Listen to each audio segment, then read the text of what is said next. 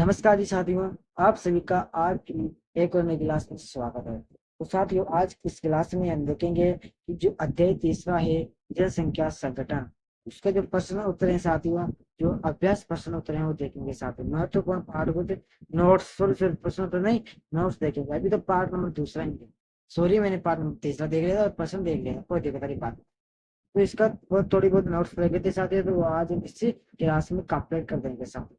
चलिए साथियों, तो शुरू करते हैं क्लास को। क्लास शुरू करने से पहले आपसे एक छोटी सी रिक्वेस्ट है साथियों कि आपके अपने यूट्यूब चैनल एग्जाम स्टडी को सब्सक्राइब करें, ताकि सभी नोटिस ताकि सभी क्लास आप तक पहुंच जाए साथियों, किसी भी क्लास से आप वंचित ना रहे। तो शुरू करते हैं क्लास।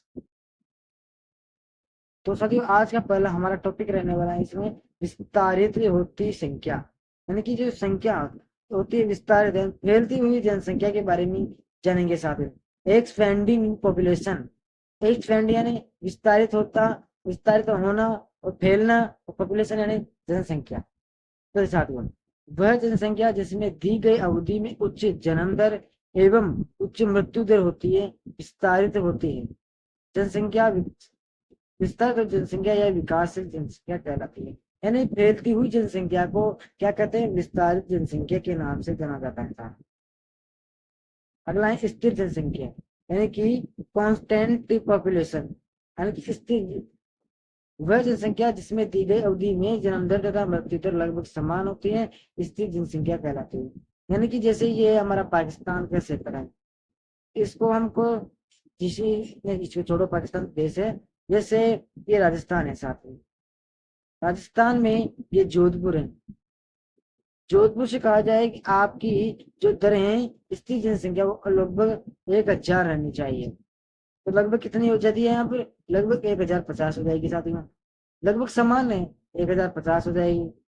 ओके, ये 1150 है, 1050 हो जाएगी। 50 की बढ़ोतरी हो, लगभग स्थिर हो, इसे क्या कहते हैं? कांस्टेंट पॉपुलेशन के नाम से जाना जाता है। अगला टॉपिक रहने वाला है फिर हमारा आसमान जनसंख्या। वह जनसंख्या जिसमें दी गई अवधि में जनसंख्या वृद्धि ऋणात्मक होती है, आसमान कहलाती है, आयुष्मान कहलाते हैं। यानी कि यदि जोधपुर में दी गई अवधि में जनसंख्या वृद्धि ऋणात्मक होती है, 500 की दी गई हो लेकिन वहां पर 450 रह गए हो, ऋणात्मक यानी कि घटती चली जाए, उसे आयुष्मान जनसंख्या यानी डिक्लाइनिंग पॉपुलेशन के नाम से जाना जाता है साथियों। क्लियर व घटती हुई जनसंख्या को आयुष्मान जनसंख्या कहते हैं। ग्रामीण क्षेत्र, रूरल एरियाज, सामान्य रूप से ग्रामीण क्षेत्र वे होते हैं जिनमें अधिकांशतः कार्य से जनसंख्या प्राथमिक क्रियाओं में संकलन होते हैं सारे। ग्रामीण क्षेत्र किसे कहते हैं? वह क्षेत्र जिसमें जिसमें कृषि की जाती है, कृषि की जाती हो, कारीगर हो, क्या की जाए? कारीगरी की जाए, मजदूरी की जाए, आदि आदि कार्य को प्राथमिक क्षेत्र या ग्रामीण क्षेत्र के नाम से जाना जाता है साथी। क्लियर हुआ? अगला टॉपिक आता है फिर हमारा ग्रामीण नगरीय क्षेत्र। तो देखो, नगरीय क्षेत्र होते हैं जिसमें अधिकांश कार्य से जनसंख्या गैर प्राथमिक क्रियाओं में संलग्न होते हैं। प्राथमिक क्या होता है? सरकारी काम। क्या होता है साथियों? गैर सरकारी यानी कि सरकारी काम को क्या कहते हैं? सरकारी प्राथमिक काम में कहते हैं साथी। तो इसमें कौन कौन से कार्य सम्मिलित हैं? अध्यापक हो गया, डॉक्टर हो गया, इंजीनियरिंग हो गया, इंजीनियरिंग, इस प्रकार के कामों को गैर प्राथमिक क्षेत्र में यानी कि नगरीय क्षेत्र में आता है साथियों। ग्रामीण जनसंख्या, रूरल पॉपुलेशन, गांवों में निवास करने वाले लोगों की संख्या को ग्रामीण जनसंख्या के नाम से जाना जाएगा सारे सभी। बिल्कुल सरल भाषा है, ग्रामीण जनसंख्या किसे कहते हैं? वह क्षेत्र, नहीं नहीं, वह लोग जो गांवों में या फिर ग्रामीण क्षेत्रों में निवास करते हैं उसे ग्रामीण जनसंख्या के नाम से जाना जाता है साथियों। क्लियर हुआ? बस आपको ये लिखना है।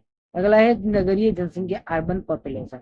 नगरों में निवास करने वाले लोगों की संख्या को नगरीय जनसंख्या है। वह लोग या फिर वह व्यक्ति जो शहरों में या नगरों में बड़े बड़े क्षेत्रों में निवास करते हैं, उस क्षेत्र को नगरीय क्षेत्र के नाम से जाना जाता है साथी। बिल्कुल सरल और सटीक परिभाषा दी गई है। अगला टॉपिक है साक्षरता, लिटरेसी। बाद में 7 वर्ष से अधिक आयु वाली कुल जनसंख्या में ऐसी जनसंख्या का प्रतिशत 7 वर्ष कहलाता है जो पढ़ लिख सकता है तथा जिसमें साझा के साथ अंक गणित गणना की करने की योग्यता होती है। जो व्यक्ति अंक गणित कर सकता है, अपना साइन कर सकता है यानी कि हस्ताक्षर कर सकता है सरकारी कागजों पर, उसे साक्षर के रूप में माना जाता है साथियों। क्लियर हुआ? चाहे उसे कुछ ना आता हो, लेकिन जो भी व्यक्ति सरकारी कागजों पर साइन हस्ताक्षर कर सकता हो उसे क्या माना जाता है? साक्षर के रूप में योग्यता प्रदान की जाती है। अगला पॉइंट है कार्यशील जनसंख्या। तो 15 से 59 वर्ष की आयु वर्ग के स्त्री पुरुष कार्यशील जनसंख्या कहलाते हैं। कार्यशील जनसंख्या उसे कहते हैं जो 15 वर्ष से लेकर 59 वर्ष की आयु में अच्छी तरीके से कार्य कर सकते हैं पुरुष और महिला, उसे कार्यशील जनसंख्या के नाम से जाना जाता है। अगला पॉइंट है विनिर्माण। तो विनिर्माण से आज से किसी भी वस्तु के उत्पादन है। विनिर्माण का एक अर्थ होता है कि विनिर्माण जैसे किसी का मकान हो, उसे दोबारा यानी एक बार तो बना दिया गया, दूसरी बार उसका निर्माण करवाया जा रहा है खोद तोड़ मोड़ के, तो उसे विनिर्माण कहते हैं साथ। क्लियर हुआ? या फिर विनिर्माण किसी वस्तु या चीजों की उत्पाद को भी विनिर्माण कहते हैं। विनिर्माण नहीं कहते साथियों, किसी भी पुरानी चीज की पुनः मरम्मत करवाना पुनः निर्माण कहते हैं साथियों। अगला टॉपिक है व्यवसायिक संरचना। तो कुल कार्यशील जनसंख्या में विभिन्न व्यवसायों में संलग्न संख्या का अनुपात व्यवसायिक संरचना कहलाता है। दोबारा सुनो, कुल कार्यशील जनसंख्या में विभिन्न व्यवसायों में संलग्न जनसंख्या का अनुपात व्यवसायिक संरचना, यानी कि व्यवसाय संरचना होते हैं जैसे गांव है, गांव में विभिन्न अलग अलग प्रकार के व्यवसाय कार्य हैं, अलग अलग तरह के कार्य करते हैं, उसे व्यवसाय संरचना कहा जाता है सर। क्लियर? तो साथियों आज हमने अध्याय तीसरा भी कंप्लीट कर लिया है। ओके, यानी कि 3 पार्ट हमने क्लियर कर चुके हैं 3 अध्याय। ओके साथियों, कल क्या देखेंगे है इसकी है महत्वपूर्ण प्रश्न उत्तर देखेंगे साथियों। प्रश्न देखेंगे, उत्तर देखेंगे और बहुत ही सटीक तरीके से आपको मैं पूरी किताब करवाऊंगा साथियों। क्लियर हो साथियों? मैं आपको लगभग नवंबर या दिसंबर तक आपका पूरा कोर्स करवा दूंगा साथियों।